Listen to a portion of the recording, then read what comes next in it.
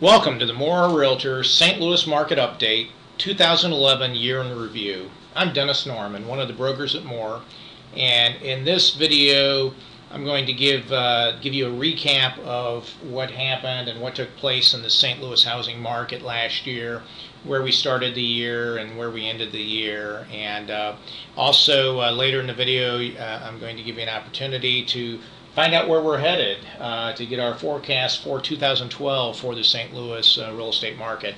Let's jump right in. First off with the real estate news. Here are the top 4 most read stories in 2011 from St. Louis's best local source of real estate news and information, stlouisrealestatenews.com. That's stlouisrealestatenews.com. Please check it out.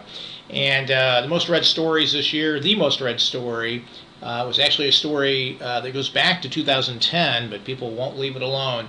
And it was an article about the FDIC sale of IndyMac to One West Bank, and whether or not it was a sweetheart deal. Sure looked like a sweetheart deal. Second most read story was a article in the 2010 census data that came out that was rather disappointing for the for St. Louis, particularly the city of St. Louis, and what effect that was going to have on the real estate market. Third most read story in the year was a freedom of speech slash property rights story about a property owner in Baldwin that was sentenced to jail over displaying art in his yard. And finally, the fourth most read story was about the state of Missouri's program they had that would offer to pay new home buyers or purchasers of homes their property taxes. And home buyers really didn't bite on that program, so you can check those out and all the current news and information at stlouisrealestatenews.com. Now let's jump right into housing market info for 2011. The first few slides, I'm going to focus on the entire St. Louis metro area, the entire St. Louis MSA, which is comprised of 17 counties on both sides of the river in and surrounding St. Louis. And the first thing here is our trademarked Market Action Index. And this is something that was introduced in '09, and our Market Action Index takes into account the inventory of homes for sale in the market, new homes entering the market, homes leaving the market, sales, percentage of sales prices, or listing prices of homes are selling for, how long it's taken to sell homes, a whole myriad of data, and then applies an index to it. Our index goes from 0 to 60. 30 is a perfectly balanced market. We've not seen 30 since this was introduced. But a 30 would be a perfectly balanced market, not favoring buyers or sellers. As you go above 30, up to 60, the higher it gets, the hotter the market is, the more it favors sellers. As you drop down below 30, where we've been since this thing was introduced, down to a low of 0, the colder it gets and the more it favors buyers. We can see that at the beginning of the year we were floating around 14 for our Market Action Index. It dropped to around 13 during the summer and has shot up to an all-time high here toward the end of the year, at least an all-time high since this has been introduced, and hitting about a 17 toward the end. So finished the year with the market itself strengthening somewhat. Still very cold, mind you, but it's strengthened. Here is the same thing, our Market Action Index broken down by quartiles. The housing market sliced into fourths by price. So pretty typical. The blue line here, which represents the bottom 25% of the market in terms of home prices. Usually there's a little stronger market for that. That's within reach of more people. The green line represents the second most affordable market. The orange line third, and finally the black line would be the top 25%, the highest priced homes. And so typically that market lags. Or I should say lags, but in a slow market, that market usually doesn't do as well. And we can see that all held pretty true during the year, but we can see at the end of the year, though, the high price market, the top 25% of the market, actually shot up slightly and passed the second highest priced homes on the market toward the end of the year. So saw a little activity in that upper end. I know a bunch of homes that I was familiar with. They've been on the market quite a while. Homes and some condos in and around the Clayton market and Ladue market. Saw some of those get absorbed toward the end of the year. Now, this is the median price trend for the St. Louis metro area for the year. This is based upon listing price. And we can see that it started the beginning of the year around the 177, 170, yeah, about 177, 177.5 mark. Dipped down to a low close to 172 in late winter, early spring. Hit a peak above 183, maybe 104 in the summer, and then has been declining going into the end of the year, and finished the end of the year down at about $178,000. Now this here, now we're going to move into our 5-county, St. Louis 5-county market, which is where the bulk of the real estate activity is on the Missouri side for the St. Louis MSA. So all the remaining slides on the market include data, are comprised of data from St. Louis City, St. Louis County, St. Charles County, Jefferson County, and Franklin counties combined. This first slide here shows the number of sales as well as the average sales price. Remember, average sales prices tend to fluctuate more than medians do, and they're more affected by some anomalies in the market. But still, looking at this, we can see sales for the year, the blue columns, lowest in January and February, down below 1,500 homes for the 5-county area, and hit a peak of about almost 2,800 homes or thereabouts in June. And we can see the summer months were pretty much the strongest, but coming into the end of the year, it dipped back down to a little over 2,000 homes in November, and actually in December, kind of unexpectedly, increased slightly. Green line represents the average sales price, and we can see it pretty much followed sales volume, and but it's been fluctuating around the 140 mark up to closer to 160 over the summer there. Now this chart represents median home sales prices rather than average sales prices, and so it's going to be a better, I think a little better indicator of the market.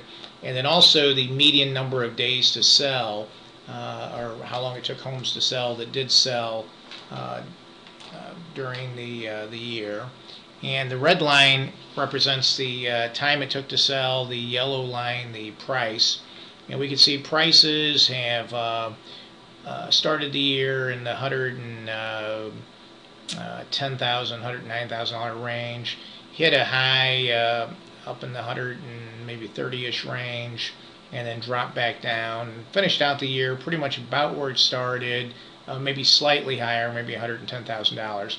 Now I think this supports what I've been saying for probably the better part of, maybe even more than the past year, and that is that I think St. Louis has, the real estate market in St. Louis has bottomed out. It's at bottom. I call it a rocky bottom. We're going to see it bouncing around a little bit, but I don't think we're going to see, and haven't for some time, thought we were going to see any dramatic declines or increases. Just figured would meddle around the bottom for a while. I think the prices are showing that. And the red line shows how long it's taken to sell homes. Start out the year at about 90 days, hit up to a peak of about 100 at the end of winter, dropped down to 60-something days here in the heat of the summer, or late spring, summer, and then it's increased back up to about the 80-day mark and finished the year out at that. And now we'll see my Realtor Scorecard. This is a slide that shows what homes are selling for, when they do sell, what percentage of the listing price did they sell for. The red line represents the percentage of the original list price the house sold for, so whatever it was priced at when it hit the market. The yellow line represents the percentage it sold for of what it was currently listed for at the time of sale, so after adjustments. And the reason I call this a Realtor Scorecard, because as I've talked about many times, this shows how good of a job the realtors are doing that are listing homes for sale. How well are they, or how accurately are they pricing the homes? And basically this is pretty poor, because we can see that throughout the year homes sold for pretty much about 90% of what they were originally listed for. There was a peak in there about 3 or 4 months where it was about 92%, but that means that homes are coming out fairly well overpriced. If you got a $400,000 house or a $400,000 price, it's selling for $360. It's a pretty good difference there. Now, it means it was overpriced to start with. And in if this was a hot market and this was 2005, 2006, you might get away with it. Back then, even if the house should have been priced at $360 and you put it out at $400, it wasn't that long before the market value caught up with it. And but this is just the opposite. What we've seen for the last couple of years is exactly opposite. If it was $360, it was the true value of it at the time you list it, and you list it for $400. Well, guess what? 6 months later, when you finally accept the fact that it's not worth $400, and you go, okay, I'll go ahead and reduce it to $360. Well, it's not worth $360 anymore, most likely. It might only be worth $340 or $350. So, there's a better chance of the value going down than up right now. So it's really critical that homes are priced right to start with, and that's where it's really the listing agent's job. And at More Realtors, quick sales pitch here, our listing agents and our leadership team, we have the tools and resources available to know the market. We've got the best real-time market data, I think, available to any realtor in St. Louis. I think we have more experience. We've got almost 100 years, or actually probably over 100 years experience between the principals in our firm here, my partners and myself, and we know how to apply these things. And we work with our agents and train our agents. And our agents are professional enough to be able to educate sellers and convey to them and convince to them what their home is truly worth and the benefits of pricing it accordingly. We can see here by the yellow line, I mean, eventually the market's always going to dictate, and eventually it's happening even with overpriced listings. Eventually sellers are, getting their prices reduced to the point where they've caught up with the market, and they're finally selling for about 96% of what they're currently listed for. It's just the shame of it is this red line, this gap in between, and all the wasted time and all the time on the market that it's taking to get down to where they should have been. Not to mention, values have probably fallen. If you go back to this slide here where I showed the median home prices, you can see what happens if in summer prices were up slightly, and then the median prices start declining. Put your house on the market. If you put your house on the market back here in the summer and you overpriced it, let's say you put it on in July and you overprice it, or your realtor just does not do a good job of educating you, and the realtor overprices it or doesn't know that it's overpriced. Well, and then you figure it out here in September. Well, look what happened. Guess what? Whatever it was worth back here in July, it may not be worth in September. So anyway, something to keep in mind. Let's move on. This is listing inventory. This shows the month's supply of homes on the market during the year. And we can see that we start out the year with well over 20 months supply, fluctuated around the 15-month mark, and ended the year at about the 15-month mark. So improvement during the year, but still pretty anemic in terms of market. I mean, we'd like to see a healthy market would be about 6 months supply. Okay, and I went through it kind of quickly, but that's an overview of what happened last year and where the market is. And just a reminder, this is just a small piece of the information and the tools and the resources that we have available at More Realtors. And you can catch a lot of this on our website at mo-re.com.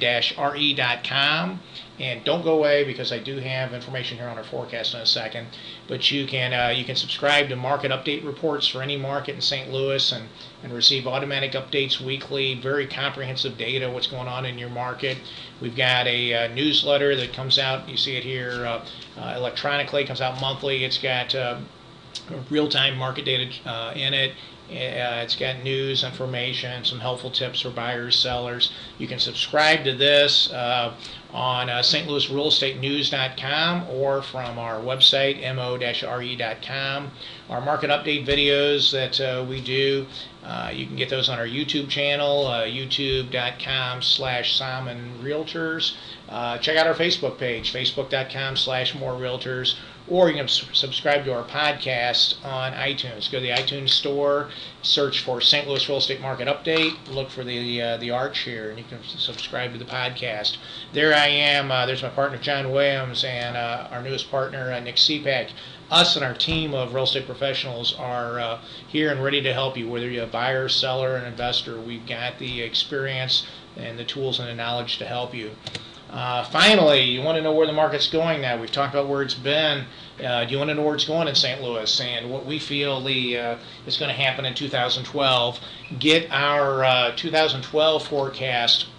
It's going to be available on video, and it's also available as a PDF.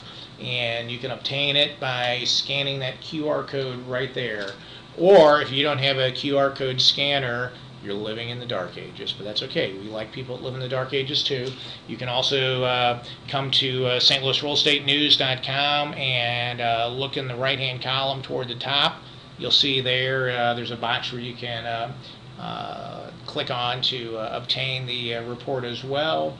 And I'm going to leave this up here for a minute though. So anyway, I appreciate you checking out our 2011 recap. And